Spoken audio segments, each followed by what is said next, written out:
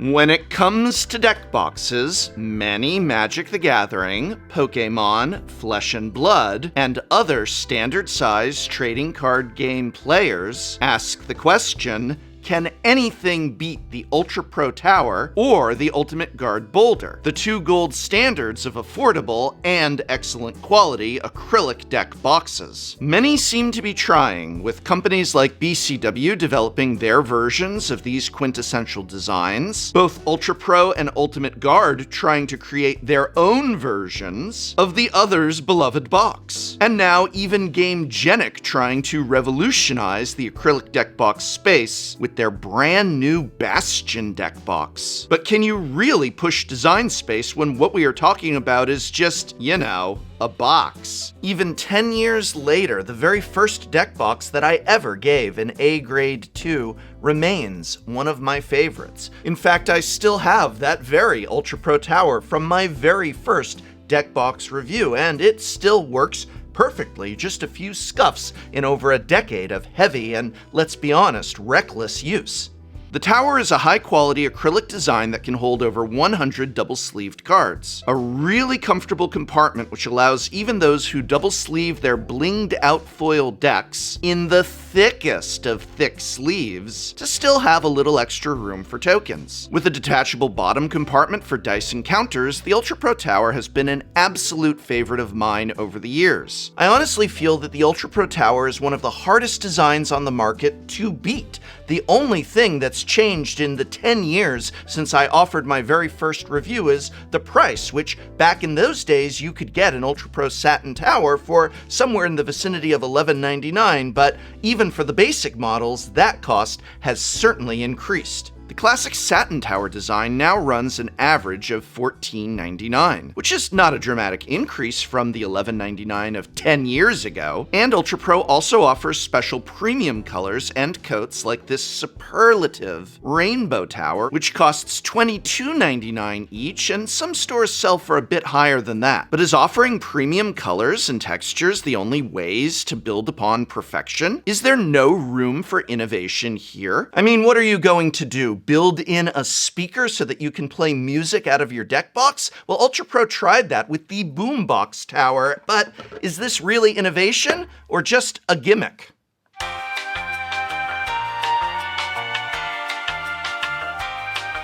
Ultimate Guard followed one route of innovation with the Boulder, my other favorite acrylic deck box. Ultimate Guard had the brilliant idea to go in the opposite direction of the tower by having their Boulder embrace a less is more philosophy by offering a slimmed down, compact design. The Boulder was a home run for the new reality of many Magic the Gathering players, no longer just having a couple decks that they take to Friday Night Magic, but now having 6, 8, or even 12 decks that they own and play with, thank you, Commander. And Ultimate Guard doesn't just offer a 100+ size of their Boulder, but has smaller sizes, giving more options for, say, Flesh and Blood Blitz players, Pokemon players, Digimon players. Also, these players don't have to have their decks bounce around inside of an overly big tower. The Boulder is also competitively priced. The 100+ is only $12.99, and by the way, it and all of my favorite deck boxes and favorite accessories are all over at my landing page via cardkingdom.com/TCC, just in case your local game store does not carry them. But the Boulder is the perfect yin to the Ultra Pro Tower's yang, a solid, enthusiastic A. But not content to let tower sales go to Ultra Pro, Ultimate Guard recently came out with the Boulder in Tray, which is, as the incredibly imaginative and creative name describes, an Ultimate Guard Boulder and tray attached. The Boulder in Tray has a detachable tray and still compact top compartment for,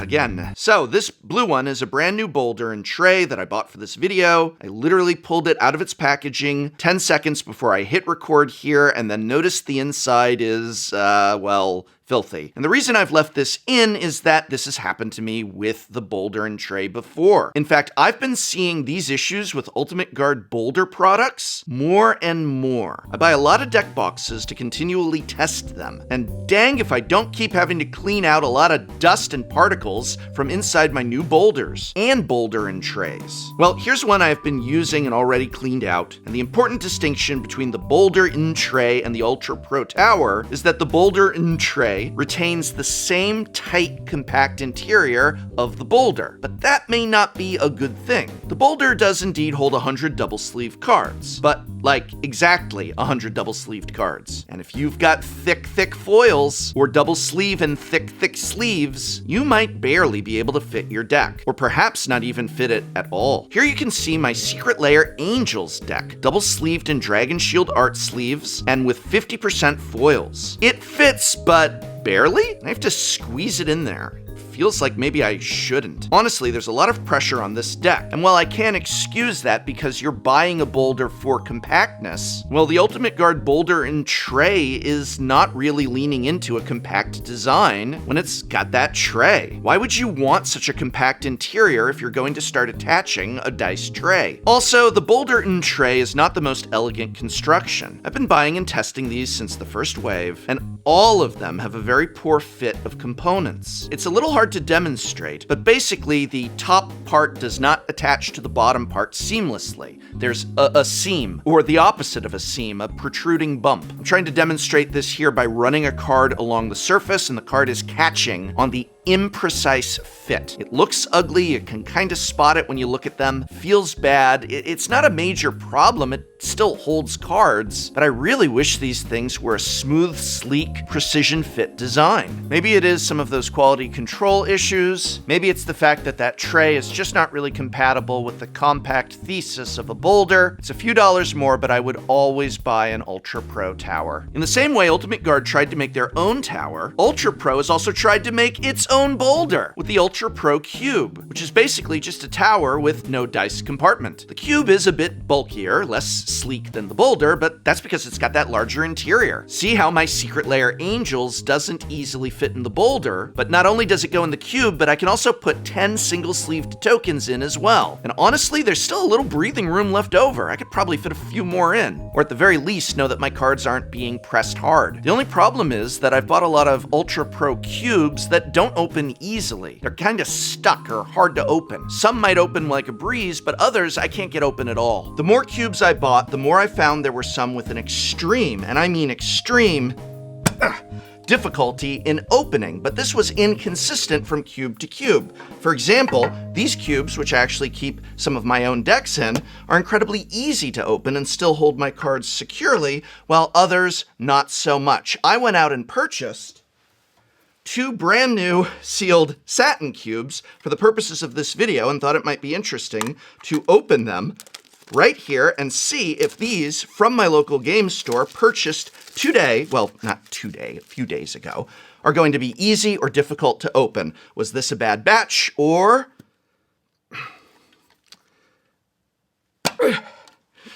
that's not the same as opening up one of these other cubes. These were both sourced from the same store. I like to purchase up-to-date deck boxes. You never know how old something on the shelf is going to be. Were these from a batch where there was a sizing issue? I had a lot of people writing in about the cube as well and saying that they had extreme difficulty getting it open. I went to my original batch of cubes. I had no problem at all. As I said, these really cool translucent glitter ones. Look at this. No problem getting these open and shut. That one was a little easier. I don't know. I really am getting tired of inconsistent quality.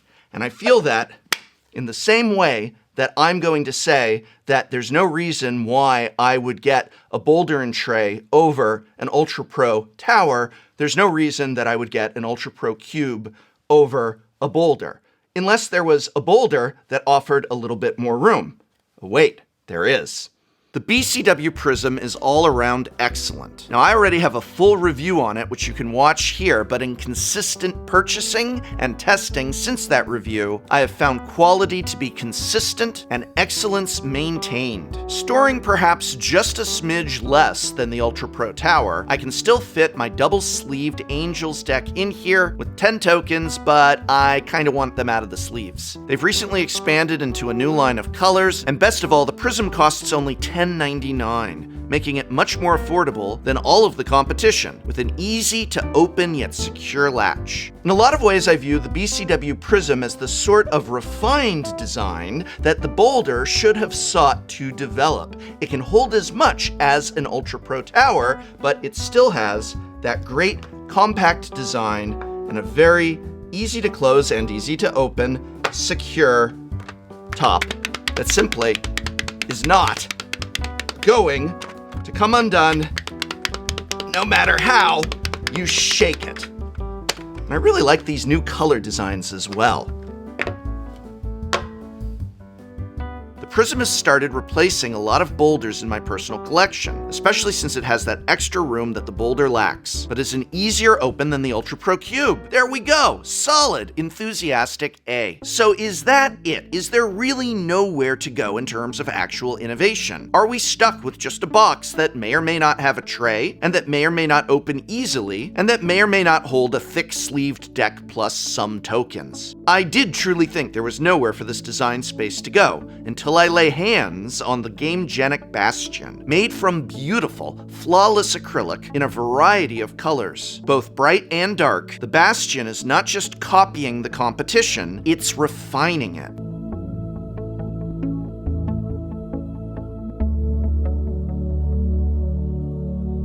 As you can see, the Ultra Pro can't hold all of this, but the Bastion can.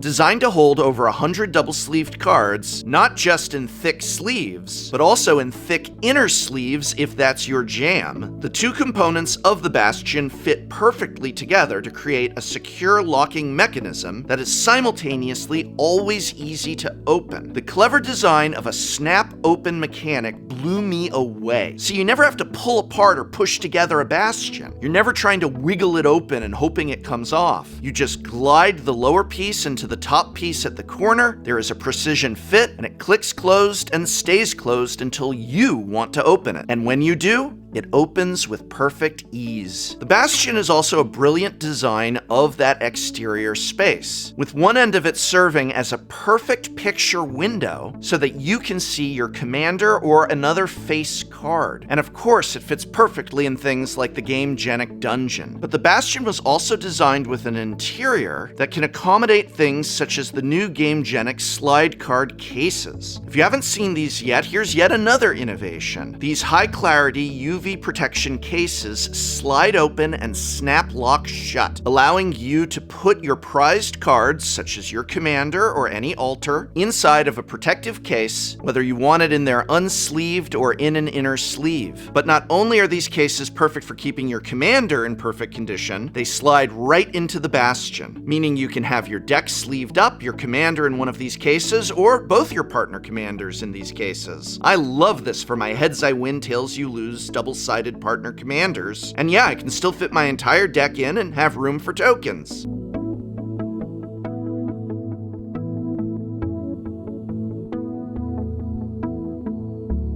Alright, it's time to go big or go home. The Bastion may open and close with ease, but how well does it stay shut when you need it to?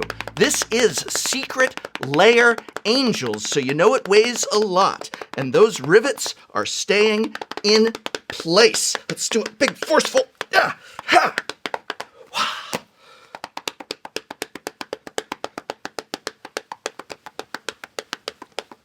Yeah, I think that passes with ease. Huzzah!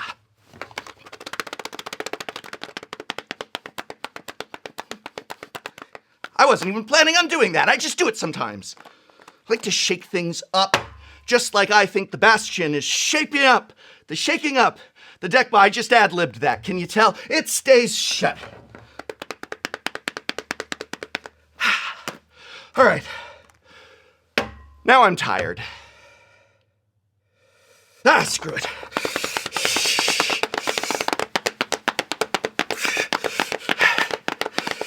Okay. Does it even matter that the Bastion is only $11.99, making it more affordable while still offering premium quality? Of the Bastion, which I'm gonna go for a full A+ on, due to the fact that it has paved an innovative new direction in a stalled design space, GameGenic continues to offer superlative and innovative quality all around. Every single one of these products, as well as many more, are available on my landing page at www.cardkingdom.com/TCC. I've also got great deals on discounted Commander decks, as well as Card Kingdom's full online catalog of singles by singles for you to peruse, so when you do, use www.cardkingdom.com/TCC if your local game store is out of what you are looking for. You know, 10 years ago when I reviewed this Satin Tower, there really wasn't anything else like it on the market. And today, there are many different choices, and many of them are excellent, which is great because, as I always say, many different players have many different needs. There is not a singular deck box that is going to be perfect for every single player. Hopefully this video has given you some ideas about what best might meet your needs, whether it is an old classic like the Ultra Pro Tower or new innovations such as the GameGenic Bastion. Either way, I think that this is the type of marketplace I love to see, where we're not just sticking a clock or a boombox on an old design, but always moving forward in new directions. And I hope in that sense that this video, like all of my videos, has been of some help to you. You can help me out greatly just by watching another video like the sleeve review that I did last week. Check it out here or in this video's description. Okay, I'm not actually playing the music because of technical things, but you get the idea. It's more of a collector's piece at this point. More of a collector's piece.